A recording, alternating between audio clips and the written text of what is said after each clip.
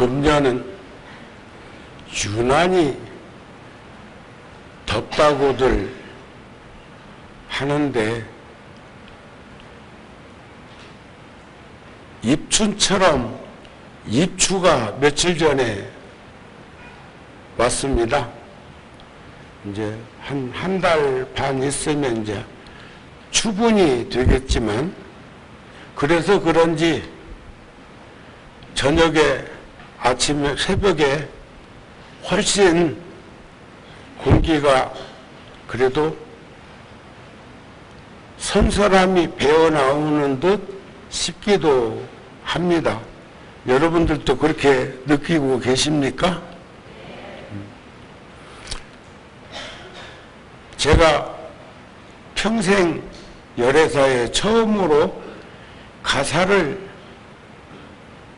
반가사를 오늘 처음으로 여러분들한테 읽고 나왔는데, 이 가사를 읽고 왼쪽 가슴에 훈장이 하나 붙으려면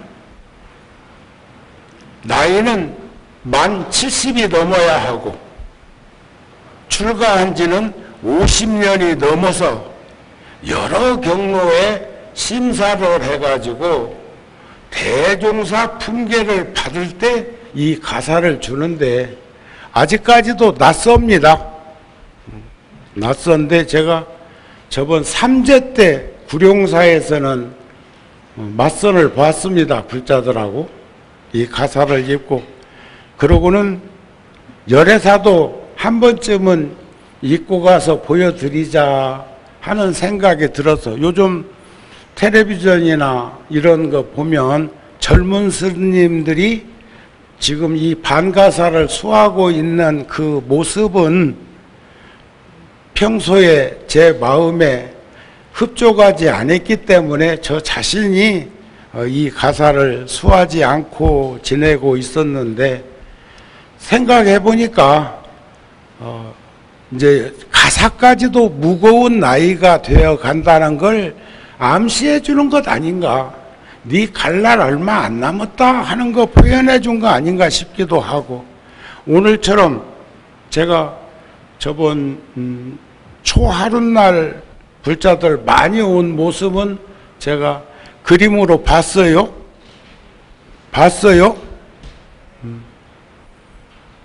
그런데 오늘처럼 여기에 고속도로가 나 있으면 차라리 뭐 세상 떠날 때는 한 평도 안 되는 관에 들어가서 꽉 끼어서 가기는 하지만, 아마 그 정도 공간이면 세상 살아가는데 뭐 큰 불편은 없는 거라고 일깨워주고, 무간지옥이 어떤 것인가를 표상적으로 알려주는 것인가는 모르겠으나, 그럴 때는 스님들 방을 좀 더 키워드릴 걸, 법당 좀 줄이고, 그 나머지는 이제 알아서 해석하고 알아서들 하세요. 다음 주 백중 우란분제일인데 법회 일정이 구룡사에 잡혀 있지만 오늘은 약사제일이기도 합니다. 8회. 또 그런가 하면 십제일을 보면 십제일에 그 사제일, 육제일, 십제일이 있는데, 거기에서 이렇게 들여다보게 되면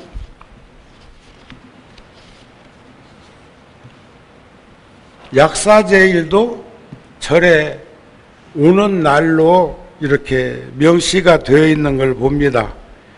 자, 백중은 우란분제일이라고도 하고, 부처님 오신 날 4월 초파일, 또 부처님 출가하신 날 2월 8일, 부처님이 도를 이루신 날 나벌 8일, 부처님이 열반하신 날 2월 보름 해서 5대 명절로 봉축을 하지요.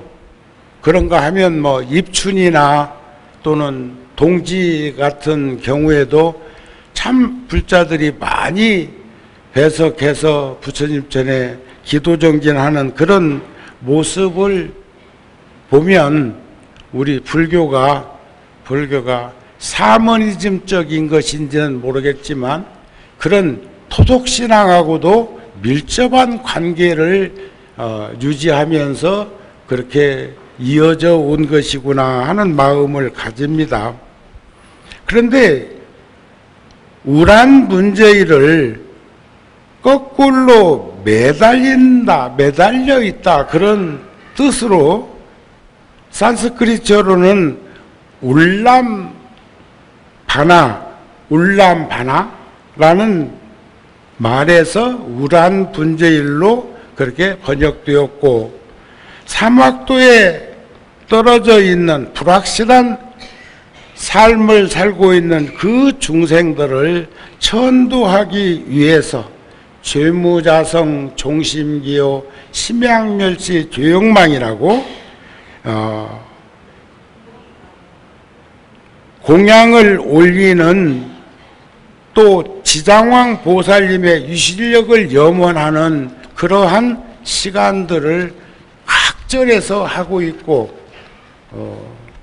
요즘은 뭐 유튜브로도 그렇지만은 뭐 불교 방송이나 텔레비전을 통해서도 다양하게 보고 있는 모습들이 있죠.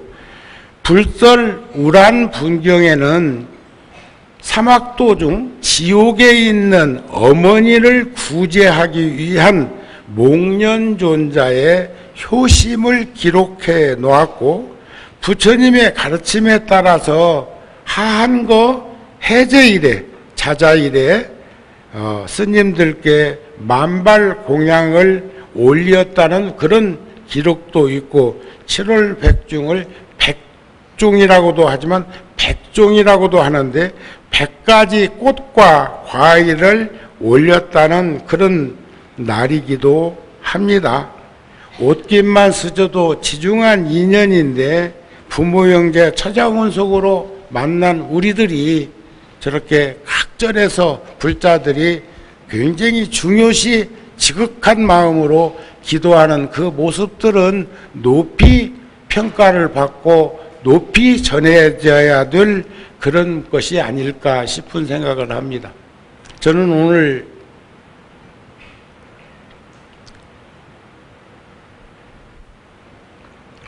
(400년) 전에 서산대사, 사명대사하고 동시대 스님인데 진묵스님이라는 스님이, 진묵스님, 또 저기 김제만경에 가면, 전라북도 김제만경 거기에 가면 성모암이라고 하는 암자가 있고, 그 옆에 능처럼 묘가 아주 이쁘게 써져 있는데, 그 묘 둘레에는 잡풀 하나가 나지 않는 건 아닐 거예요. 누군가 와서 그렇게 손질을 하고 해서 풀이 우거진 모습을 본 적이 없는데, 전해오는 전설에 의하면 거기 가서 그렇게 잡초라도 한 포기 뽑고 하소연을 하고 오면 꼭 성취가 되는 일들이 있었다. 그래서 시집살이 하던 젊은 세대들이 그곳에 가서 많이 그렇게 시간을 가졌다는 절도 있는데, 그 진묵 스님이 어머니 49제 날 목련존자가 지옥에 있는 아귀고를 받고 있는 어머니를 구제하기 위해서 이렇게 우란분재일에 대중공양을 내고 기도를 하고 부처님의 가피와 유실력을 이렇게 입었던 것처럼 진묵스님의 그 49제 지난 후에 써놓은 그 글이 있어서 여러분들한테 오늘 내가 들려드리려고 하고, 또 하나는 그러다 보니까 오늘 불현듯 오다가 생각하니까 100살 되신 노무님이 가다 보면 계신데, 또 금년에는 제가 어버이날 가서 뵙고 왔는데, 그때 제가 따뜻한 손을 잡아드리면서 이럴 줄 알았으면 진즉에 소진이라도 한번 더 잡아드릴 걸 하는 그런 마음을 노보살님한테 전했더니 이마를 내 이마에 대고 내 얼굴을 쓰다듬고 하시면서 굉장히 좋아하시는 그런 모습이 떠오르기도 해서 오늘은 열애사 법회 마치고 가다가 100살 되신 보살님한테 한번 다녀서 가려고 합니다. 우리 인생의 어느 시점에서 누구나 스스로에게 무릎을 던질 때가 있지요. 이것이 진정으로 내가 원했던 삶일까? 특히 여러분들은 더 하겠지 뭐. 저는 15살 먹던 해에 출가를 했고, 출가하겠다는 마음은 초등학교 4학년 때 소풍 갔다가 망해사라고 하는 그 절에서 거기에 살았던 스님들의 이야기를 들으면서 나도 절에 와서 살면 도사가 되겠구나 하는 생각을 그 어린 나이에 만화처럼 생각해가지고 가졌었는데, 그것이 인연이 된 것인지 아니면 다급생에 살아오는 과정 속에서 이산 해연선사 발언문처럼 아이로서 출가하여 귀한 운이 총명하고 말과 뜻이 진실한 삶을 살기 위한 그런 서원의 심이 출가자가 되었는지, 여기 열애사 주지스님은 구룡사에 7살 먹던 해에 왔어요. 코스모스 한들 피던 그 가건물 법당, 처음에는 2층집 새 얻어서 살았지만 그 후에 부처님 금난가사를 친견법회하기 위해서 100평짜리 합함으로 가건물을 지었을 때 그 앞에다가 코스모스를 몇 그루 심어놨는데 한들 꽃이 풀무렵에 왔는데 43이라대. 7살에 왔는데 나보다 더 일찍 출가했어. 나는 15살에 왔는데 더 더블로 먼저 왔구만. 그런데 인생이 짧은 것이 비극이 아니라, 내가 이런 말 잘 안 쓰는데 정말 중요한 것이 무엇인가를 너무 늦게 깨닫게 되는 것, 그리고 그런 깨달음을 가지게 될 때 우리는 너무 늦게 깨달아가지고 목전에 뭐가 기다리고 있는 그런 나이가 된 분들이 많지요. 너무 늦게서야 깨달았다는 그런 의미에서 죽음에 직면한 사람들의 가르침은 어쩌면 종교의 설교보다도 더 그 가르침이 가슴에 와서 닿을 수 있고 그분의 그 표현이 더 마음에 와 닿을 수도 있습니다. 그래서 자신의 육성으로 삶에 무엇인가 가장 중요한 것을 일깨우는 인생 수업이 스스로가 간직할 수 있는 우리가 되었으면 좋지 않을까 싶은 마음을 가지게 됩니다. 늘 제가 참 좋아하는 개송이죠. 염염 보리심이면 처처가 알락국이요. 염염 삼독심이면 처처가 사막도라는 그 가르침.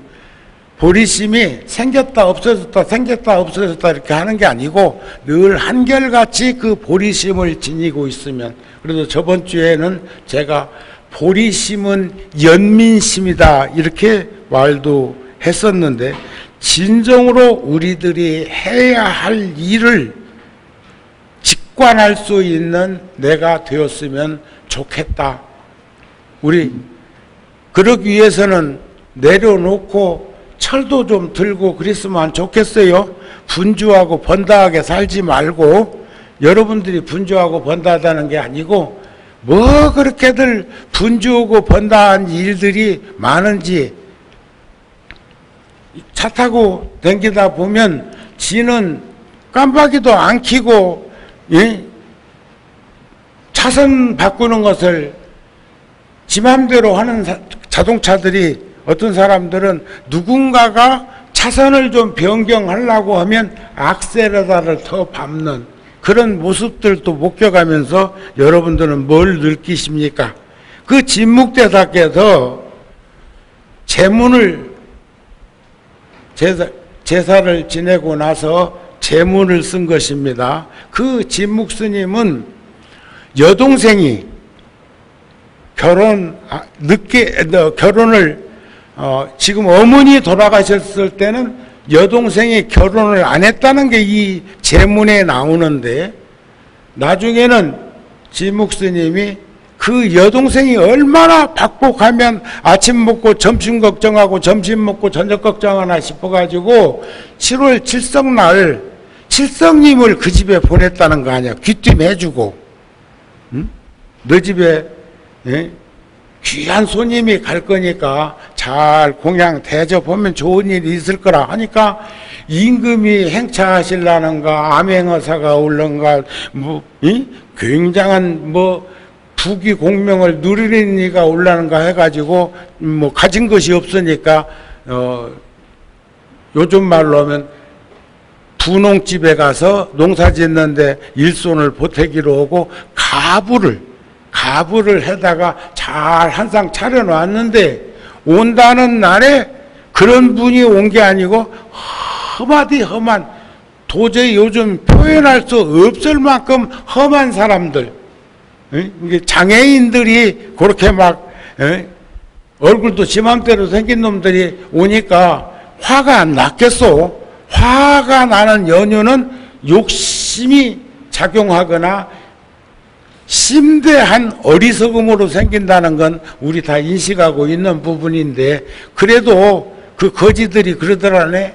진묵 체면을 봐서 그래도 우리 한 수씩 뜨고 가자. 젊은 거지들은 그냥 가자. 아이고 저까지는 뭐 우리가 밥 못 먹어서 여기 왔냐 막 이런 식으로 이 얘기를 했는데 나중에 보니까 그분들이 칠성님이들이야. 칠성님. 그래서 거기서 진묵스님이 글을 남겨놨어. 막현문전의 폐흑의 기호 영산수기 세월장이라. 여기 막현이라는 말은 장애인, 험하게 생긴 사람들이 폐인, 그렇게 도저히 상상할 수 없을 만큼 그 인생을 험하게 살 수밖에 없는 몸짓을 가지고 온 사람들이 그런 말이죠. 영산수기 세월장, 영산의 장에서 어느 세월에 수기를 주우려고 오는지는 모르는데 그렇게 외형적인 것만 보고 판단해가지고 그렇게 해서는 안 된다. 그러니까 그것은 선근이 없고 지혜가 없다는 것을 단편적으로 표현한 거예요. 막현문전의 폐흑의 기호 영산수기 세월장이라 해서 그런 글을 남겼던 진묵스님이 10달 동안 태중의 은혜를 무엇으로 보답하며 3년 동안 슬하에서 길러주신 정을 어찌 잊을 수가 있겠습니까? 제가 저번에 그 노보살님 손을 잡아드리면서 생각해보니까 한 번도 따뜻하게 편안하게 손 잡아드린 적이 없더라고요. 제가 구룡사에서 몇 년 모시고도 지냈었거든요. 그 30년을 구룡사에서 애들 밥 해준다고 오셨다가 붙들려 가지고 살았던 노보살님이 이제 지금 90이 넘으셨는데 한 30년을 구룡사에서 그 후원을 책임지고 있다가 이제 집으로 돌아가실 때 새댁 때부터 서로 아는 처지였던 분이니까 그 보살님 가실 때 노보살님도 가셨어. 당신 살아야 될 집으로 가셨는데 절에서 매일 볼 적에 손이라도 한 번씩 잡아드렸으면 좋았을 거라는 생각이 들었는데 오늘 또 이 법문을 한다고 생각하니 가다가 한번 뵙고 가는 게 좋겠다. 사시면 얼마나 더 사시겠는가 싶은 생각이 들어요. 만세 위에 다시 만세를 더 사신다 해도 자식의 마음은 오히려 부족하거늘 100년 중에 정명 100세도 채우지 못하셨으니 어머님의 목숨은 어찌도 그리 짧으십니까? 표주박을 들고 노상에서 걸식을 하는 이 중이야, 진묵이야, 그런 말이지. 말할 것이 없겠지만 규중에서 마을에서 비녀를 꽂고 아직 결혼하지 못한 누이 동생이야. 결혼 못한 그 누이 동생이야. 어찌 애처롭지 않으십니까? 상단에 올라 불공드리고 하단에 내려와 오늘 제사 지내는 것처럼 내려와 패하니 스님들은 제각기 방으로 돌아가고 앞산과 뒷산은 첩첩한데 어머님은 어느 곳으로 돌아가셨습니까? 아, 섭구나 하는 게 진묵 스님이 어머니 49제 지내고 쓴 글이에요. 이번에 저번 주에 오셨던 그 중앙성가대학 전 총장 종범 큰 스님이 여기 와서 법문하신 것처럼 21의 날 나의 은사 스님 49살에 세연을 마감하신 스님 전날 오셔가지고 홍법 스님, 홍법 큰 스님 지금 어디 계십니까? 그때 저는 속으로 그랬어요. 저는 그런 확신과 믿음을 가지고 있어. 딱 드러내가지고 거북이가 물고기들하고 대화를 하는데 육지 갔다 온 얘기를 하니까 물고기들이 택도 없는 소리 하고 있다고, 그런 데가 어디 있느냐고 한 것처럼 집어서 보여줄 수는 없지만 저는 이미 스님이 되어서 작년에 몸짓으로 살아가고 있을 거라고 하는, 벌써 46년 전에 돌아가신 일이니까 그렇게 생각을 하고 있기도 하다, 이런 말씀입니다. 이해가 되십니까? 내가 느끼고 있기는 해. 느끼고 있기는 한데, 그리고 꼭 내 가까이에 올 것으로 믿었었고, 우스갯소리처럼 한번 할까요? 내가 27살 때 은사 스님 돌아가시고 나서 내가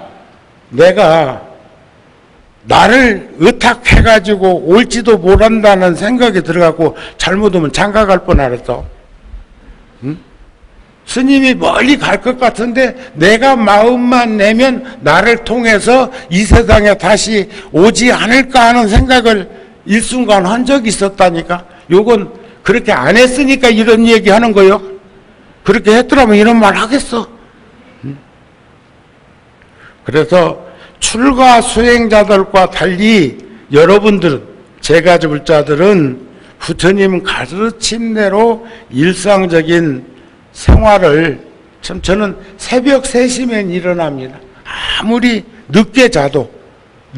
요즘 우리 붓다 TV 인터넷 방송이 하루에 보통 내가 밤 한 11시나 12시쯤 컴퓨터를 한번 열어보는데, 열어보면 5만 명, 6만 명이 접속되어 있어. 하루에. 그건 굉장한 겁니다. 우리 붓다 TV가 내용이 뭐 있나요? 스님들 법문이고 교수님들 강의고, 그 다음에 거기에 들어오면은 다양하게 구룡사도 볼 수 있고, 열애사도 볼 수 있고, 통도사도 볼 수 있고, 불교신문도 볼 수 있고, 불교 방송도 볼 수 있고, 거기 다 접속을 해놨단 말이지. 그러니까 그런 거 등등으로 해가지고 정보를 공유하고 있기 때문에 거기에 그렇게 들어오는 사람도 들어 있겠지만, 나는 거기서 법문이나 또 불교를 알고자 해서 들어오는 이들이 그렇게 많다고 생각하고, 처음에 방송을 개설할 적에부터 그 프로그램을 넣어놨더라면 지금 1억 명도 넘었을 거예요. 근데 어제 아래 보니까 8,700만 명 넘게 접속됐더라고요. 그건 굉장한 겁니다. 10,000명, 20,000명만 접속돼도 먹고 사는 데는 지장 없다는데, 그런데 부타 TV는 뭐 들어온다는 얘기를 안 해. 응? 그 정도 들으면 뭐 들어오는 방법도 있을 건데, 제가 불교 방송 같은 데는 그 컴퓨터로 열어가지고 접속하려고 하면 꼭 로그인 하라고 해놔가지고 되게 방송국에 뭐라고 한 적 있어. 예? 로그인 하면 공중파 방송 같은 데는 컴퓨터로 그 방송을 들여다보려면 한동안은 꼭 로그인 해야 들어오는데, 로그인 하면 얼마씩 들어오는 게 있다는 얘기를 들었어. 그런데 요즘은 이제 방송들도 유튜브가 잘 돼 있어가지고 그런 일은 없다 이게요. 여러분들도 여러분들 방송이 다 각각 다 가지고 있잖아요. 방송국 하나씩 갖고 계시죠? 채널도 많어. 응? 그것을 우리는 단순하게 이렇게 좁혀가고 줄여가고 단순화할 필요가 있는데, 그것을 우리는 수행 정진이라고 하고, 그것을 우리는 보리심의 연장이라고도 하는 것 아니냐, 이런 말씀을 드리고 싶습니다. 또 오늘 제사도 지내야 되고, 또 요즘 기도하는데 보니까 막 신묘장구를 한 번 하는 게 아니고 뭐 몇 번씩 그렇게 하시기도 하고, 구룡사 같은 경우는 막 경전도 독송도 하고 막 그래가지고 번다 해. 그러나 지극한 사랑과 정성은 사람들을 치료해 준다고 그럽니다. 지금 부모 형제 처자권속 대단히 많은 연고 있는 가족들을 지금 모시고 오란분제일을 기해 가지고 이런 기도를 하는 것이 바로 지극한 사랑, 지극한 정성. 그건 우리들을 힘들고 어려운 그 환경으로부터 우리가 편안하게 해준다는 것을 우리는 알았으면 좋겠다. 그런 것은 바로 인본주의, 인간학을 주창하고 있는 불교가 어떠한 종교보다도 섬세하면서도 그리고 계승되어야 할 그런 일이 아닌가 싶은 마음을 여러 불자들한테 전합니다. 아시겠지요?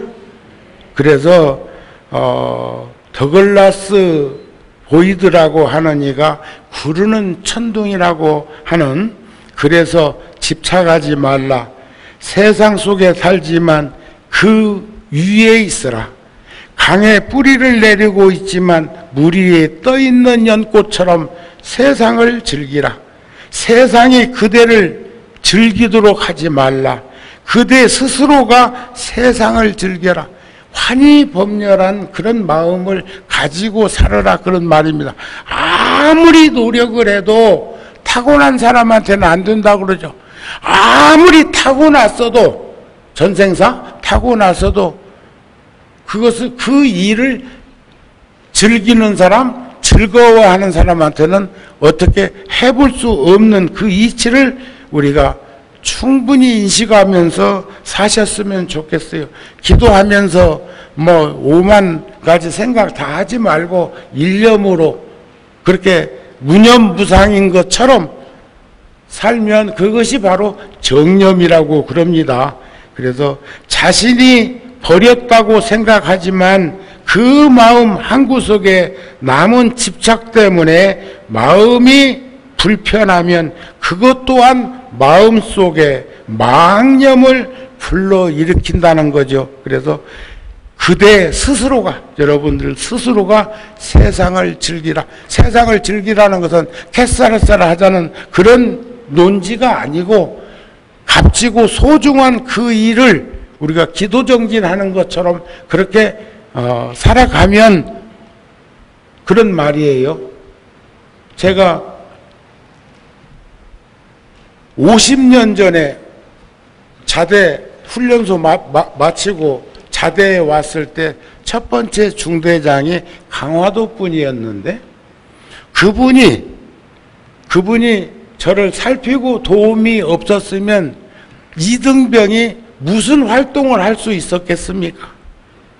거기서 불교 중대화 시키고 거기서 연대본부에 가서 법당을 지을 수 있는 환경이 조성되고 거기에서 사단에서 나를 데려다가 법당을 짓고 활동하고 사단 병력 전체를 향해서 부처님의 법음을 전할 수 있도록 한 그 씨앗 종자는 그분이었는데 제가 무심하게도 50년 만에 찾았어요. 아는 그 부대에서 같이 있었던 장교 소령 배효준 소령이라고 하는 분이 불자이어서 저한테 가끔은 오셨고 오시면 차 한 잔씩 같이 나누면서 이런 얘기 저런 얘기 하다가 불현듯 내가 그 당시에 중대장이 보고 싶고 만나고 싶고 참 도움을 많이 받았는데 하고 잊어버린 것을 상기시키니까 그분이 찾았어. 그래가지고 연락이 왔고 지금 매일 서로 카톡을 주고 받는데 만날 생각은 없는 것 같아. 나를 무척 기다렸고 좋아했고 그랬는데 너무 긴 시간 버렸다는 생각을 해서 애정이 증폭된 건지는 모르지만 지금은 만날 생각이 아직 일어나지 않는 것 같아. 그러지 않고야 뭐 나이 나보다 몇 살 많을 건데 그래서 우환이 있는가 싶어서 내가 간다니까 그것도 사양하더라고요. 세상은 그렇습니다. 너무 그런데 저는 그것을 내가 스님으로서 선정산매에 들었던 것처럼 불사산매에 들어가지고 열심히 산 것은 사실이니까 일념으로 나아가다가 다른 거 다 놓쳐버린 것은 아닐까. 여러분들은 그런 생각이 들지는 않는가. 그렇다면 지금부터라도 그분들을 챙기고 전화라도 드리고 한 번씩 방문해서 뵙고 그렇게 살면서 풀어갔으면 좋겠습니다. 아셨죠? 아셨죠?